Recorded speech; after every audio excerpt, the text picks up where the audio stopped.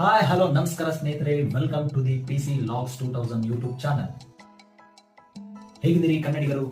ಚೆನ್ನಾಗಿದ್ದೀರಿ ಅಂತ ಭಾವಿಸ್ತಾ ಈ ಒಂದು ವಿಡಿಯೋನ ಸ್ಟಾರ್ಟ್ ಮಾಡ್ತೇನೆ. ಏನಪ್ಪಾ ಈ ವಿಡಿಯೋದಲ್ಲಿ ವಿಶೇಷತೆ ಅಂತಂದ್ರೆ, ಸ್ನೇಹಿತರೆ, ಇತ್ತೀಚೆಗೆ ನಡೆದಂತಹ 2024ರ ಪ್ಯಾರಿಸ್ ಒಲಿಂಪಿಕ್ಸ್ ನಲ್ಲಿ ಭಾರತಕ್ಕೆ ಒಂದು ಪದಕವನ್ನ, ಮೊಟ್ಟ ಮೊದಲ ಪದಕವನ್ನ ತಂದುಕೊಟ್ಟಂತಹ ಕೀರ್ತಿ ಭಾರತದ ಒಂದು ಹೆಣ್ಣು ಮಗಳಿಗೆ ಸಲ್ಲುತ್ತದೆ. ಆ ಹೆಣ್ಣು ಮಗಳು ಬೇರೆ ಯಾರು ಅಲ್ಲ, ಅವರೇ ಮನು ಬಾಕರ್ ಎಂಬ ಭಾರತೀಯ ವೀರವನಿತೆ.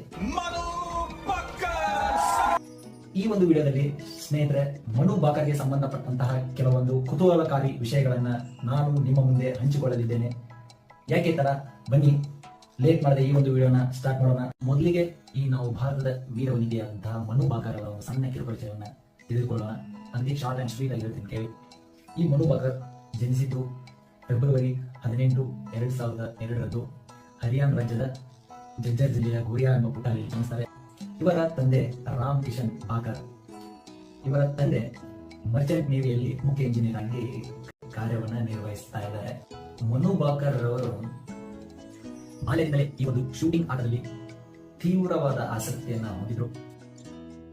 ಮನು ಬಾಕರ್ ಅವರು ಈ ಹಿಂದೆ 2020ರ ಈ ಒಂದು ಟೋಕಿಯೋ ಒಲಿಂಪಿಕ್ಸ್ ನಲ್ಲಿ ಇದೇ ಒಂದು ಶೂಟಿಂಗ್ ಭಾಗದಲ್ಲಿ ಅವರು ತಾವು ಅಂದುಕೊಂಡಂತಹ ಒಂದು ಗೆಲುವನ್ನ ಅಲ್ಲಿ ಕಂಡಿರಲಿಲ್ಲ. ಆದರೆ ಅವರು ದುಡ್ಡಿಗದೆ ಸತತವಾಗಿ ಪ್ರಯತ್ನವನ್ನು ಪಟ್ಟು ಇತ್ತೀಚೆಗೆ 2024ರ ಒಂದು ಒಲಿಂಪಿಕ್ಸ್ ನಲ್ಲಿ ಪದಕವನ್ನ ಗೆದ್ದು ಗೆಲುವಿನ ಮೆಟ್ಟಿಲನ್ನ ತಮ್ಮದಾಗಿಸಿಕೊಳ್ಳುತ್ತಾರೆ. ಈ ಮೂಲಕ ಸ್ನೇಹಿತರೆ, ಮನು ಬಾಕರ್ ಅವರು ಭಾರತ ದೇಶಕ್ಕೆ ಮೊಟ್ಟ ಮೊದಲ ಪದಕವನ್ನ ತಂದುಕೊಟ್ಟಂತ ಕೀರ್ತಿಗೆ ಭಾಜನರಾಗುತ್ತಾರೆ ಎಂಬುದನ್ನ ನಾವಿಲ್ಲಿ ಗಮನಿಸಬೇಕು.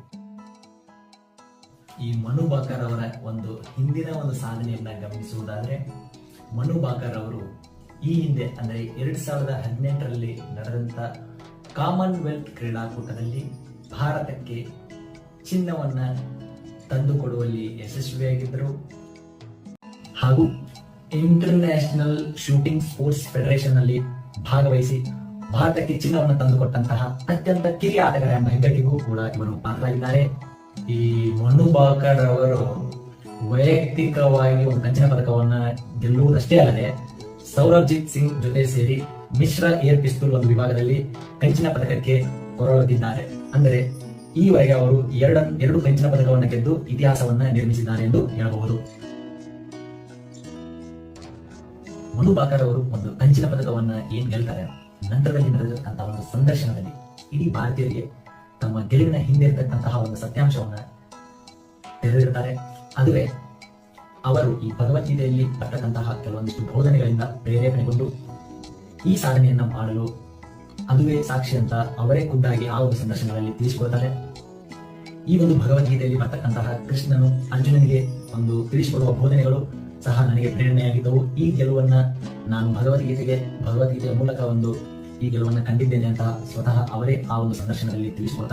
Honestly, I read a lot of Gita and all, so what was going through my mind is just do what you are meant to do, do what you are supposed to do, and just leave whatever. The destiny, you can't control the outcome of it. So in Gita, Krishna says to Arjun that, you focus on your karma and not on the outcome of the karma. So only that was running in my head. I was like, okay, just do your thing and let it all be. ನಾನು ಭಗವದ್ಗೀತೆಯನ್ನ ಬಹಳಷ್ಟು ಸಾರಿ ಓದಿದ್ದೇನೆ. ಆದ್ದರಿಂದ ನನ್ನ ಮನಸ್ಸಿನಲ್ಲಿ ಏನಾಗುತ್ತಿದೆ, ನೀವು ಏನು ಮಾಡಬೇಕೆಂದು, ಅಂದರೆ ನಿಮ್ಮ ಕರ್ತವ್ಯವನ್ನು ನೀವು ಮಾಡಿ ಅದರ ಒಂದು ಫಲಾಪೇಕ್ಷೆಗಳನ್ನ ದೇವರಿಗೆ ಬಿಡಿ ಎಂದು ಈ ಒಂದು ಭಗವದ್ಗೀತೆ ಸಂದೇಶವನ್ನ ಅವರು ನೆನಪಿಸಿಕೊಂಡು ಈ ಗೆಲುವಿಗೆ ಕಾರಣವಾಗತಕ್ಕಂಥ ಭಗವದ್ಗೀತೆಯನ್ನ ನೆನಪಿಸಿಕೊಂಡಿದ್ದಾರೆ. ಈ ಒಂದು ಭಗವದ್ಗೀತೆಯ ಒಂದು ಬೋಧನೆಯಲ್ಲಿ ಕೃಷ್ಣನು ಅರ್ಜುನನಿಗೆ ಈ ರೀತಿಯಾಗಿ ಹೇಳುತ್ತಾನೆ, ಅರ್ಜುನ, ನೀನು ನಿನ್ನ ಕರ್ತವ್ಯದ ಮೇಲೆ ಗಮನವನ್ನು ವಹಿಸು, ಅದನ್ನ ಬಿಟ್ಟು ಅದರ ಫಲಿತಾಂಶದ ಮೇಲೆ ಅಲ್ಲ ಎಂದು ಕೃಷ್ಣನು ಅರ್ಜುನನಿಗೆ ಬೋಧನೆ ಮಾಡ್ತಾನೆ. ಅದನ್ನೇ ಪಾಲಿಸಿದ ಮನು ಬಾಕರ್ ಅವರು ಆ ಒಂದು ಪದಕವನ್ನು ಗೆಲ್ಲಲು ಕಾರಣವಾಯಿತು ಎಂದು ನಂತರದಲ್ಲಿ ನಡೆದ ಸಂದರ್ಶನದಲ್ಲಿ ಅವರೇ ಸ್ವತಃ ಹೇಳಿಕೊಂಡಿದ್ದಾರೆ. ಸ್ನೇಹಿತರೆ, ಮನು ಬಾಕರ್ ಅವರು ಅತಿ ಚಿಕ್ಕ ವಯಸ್ಸಿಗೆ ಇಂತಹ ಅತಿ ದೊಡ್ಡ ಸಾಧನೆಯನ್ನ ಮಾಡಿ ಇಂದು ಭಾರತೀಯ ಜನರೆಲ್ಲರ ಒಂದು ಮನಸ್ಸನ್ನ ಗೆದ್ದಿದ್ದಾರೆ. ಅವರು ಇನ್ನಷ್ಟು ತಮ್ಮ ಈ ಒಂದು ಕ್ರೀಡೆಯಲ್ಲಿ ಇನ್ನಷ್ಟು ಹೆಸರನ್ನ ಮಾಡಲಿ, ಅವರಿಗೆ ಇನ್ನಷ್ಟು ಅವಕಾಶಗಳು ಸಿಗಲಿ, ಇನ್ನಷ್ಟು ಸಾಧನೆ ಮಾಡಿ ನಮ್ಮ ಭಾರತದ ಹೆಮ್ಮೆಯನ್ನ ಈ ಪ್ರಪಂಚಕ್ಕೆ ಒಂದು ತಿಳಿಸಿಕೊಳ್ಳಿ ಅಂತ ಹೇಳ್ತಾ ಈ ಒಂದು ವಿಡಿಯೋನ ಮುಗಿಸಲಿದ್ದೇನೆ. ಈ ಒಂದು ವಿಡಿಯೋನ ಮುಗಿಸೋಕ್ಕಿಂತ ಮುಂಚೆ ಈ ಮೋರಲ್ ಆಫ್ ದ ಸ್ಟೋರಿ ಏನಪ್ಪಾ ಅಂತಂದ್ರೆ, ನಾವು ನಮ್ಮ ಕೆಲಸವನ್ನ ಅಷ್ಟೇ ಗಮನ ವಹಿಸಬೇಕು. ನಮ್ಮ ಕೆಲಸದ ಮೇಲೆ ಅಷ್ಟೇ ಗಮನ ವಹಿಸಿ ಅದರ ಒಂದು ಫಲಾಪೇಕ್ಷೆಗಳನ್ನ ಬಿಟ್ಟು ಅದರ ಮೇಲೆ ಕೇಂದ್ರೀಕರಿಸದೆ ನಮ್ಮ ಕೆಲಸದ ಮೇಲೆ ನಾವು ಕರೆಕ್ಟ್ ಆಗಿ ಗಮನವನ್ನು ವಹಿಸಿದರೆ ಅದರ ಫಲಾಪೇಕ್ಷೆ ನಮಗೆ ಕೊನೆಗೆ ದೊರೆಯುತ್ತದೆ ಎಂದು ಹೇಳ್ತಾ ಈ ಒಂದು ವಿಡಿಯೋನ ಮುಗಿಸಲಿದ್ದೇನೆ. ಈ ಒಂದು ವಿಡಿಯೋ ನಿಮಗೆ ಇಷ್ಟವಾಗಿದ್ದರೆ ಪ್ಲೀಸ್ ಲೈಕ್ ಮಾಡಿ, ಸಬ್ಸ್ಕ್ರೈಬ್ ಮಾಡಿ, ಶೇರ್ ಮಾಡಿ ಹಾಗೂ ಸಪೋರ್ಟ್ ಮಾಡಿ ಅಂತ ಹೇಳ್ತಾ ನಮಸ್ಕಾರ ಸ್ನೇಹಿತರೆ.